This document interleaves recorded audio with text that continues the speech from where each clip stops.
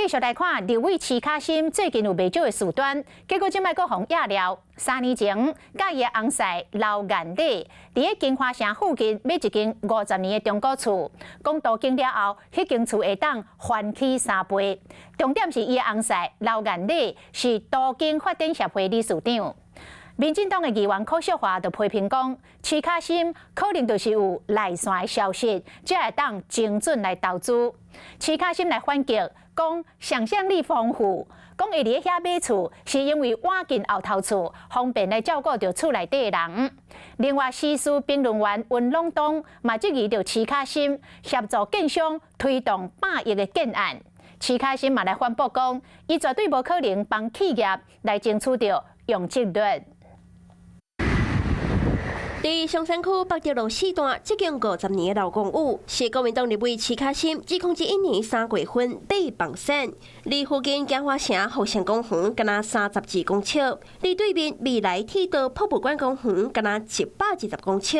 地理位置真好，若交通方便。伫金华城用集奖率增加840%了后，这地价真景更加当讲是金光闪闪。中古屋的房子未来可能会有大概将近5、6千万的价值，也就是一下子翻了很多倍。他去精准的投资的这个中古屋，未来一定会涨的中古屋。同款经营上山信义区，民进党议员柯淑华讲。伫这个地段买厝，厝阁是中古话，互人想到尤其齐卡心的翁婿刘元礼，红叶了担任途经发展协会的理事长，搁伫松山信义区举办围脑中建公益的讲座。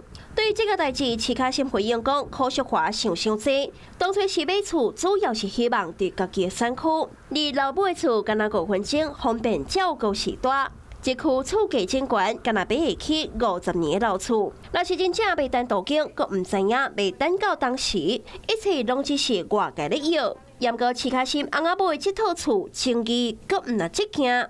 2011年3月份买厝的介绍是1788万，严过第一遍财产的申报是1780万，选立委时阵申报是1800万。2遍的申报价差20万。那个房子是多少钱？合约上写得一清二楚，所以你不可能写错啊。关键的时候，包括买卖房子或者贷款，或者是利息的部分，他完全都没有办法解释清楚。那家己帮第三的证据，齐卡心却因为援助乌克兰嘅伪案件，互外交部提告。徐巧芯委员身为立法委员，却知法犯法，玩法弄法，将这个公务机密公诸于媒体面前，违反刑法第132条第1项公务员泄露国防机密罪。外交部一头早到北检2零申告，指控齐卡心盗窃各项的秘密。对于这个代志，伊早暗伫面册顶馆来发文章，呛外交部要提告反刑。讲身躯顶若是无拉伞、无伤痕的，就无算将军。早到伫经政治这条路的时阵，就有觉悟。这段话决定要战到底。齐卡心的证据一件接一件，国师和加来师拢得爱抄了。Hello， 我是蒋欣梅。想要抢先掌握最及时的新闻资讯吗？赶快订阅、按赞、开启小铃铛，锁定华视新闻 YouTube 频道。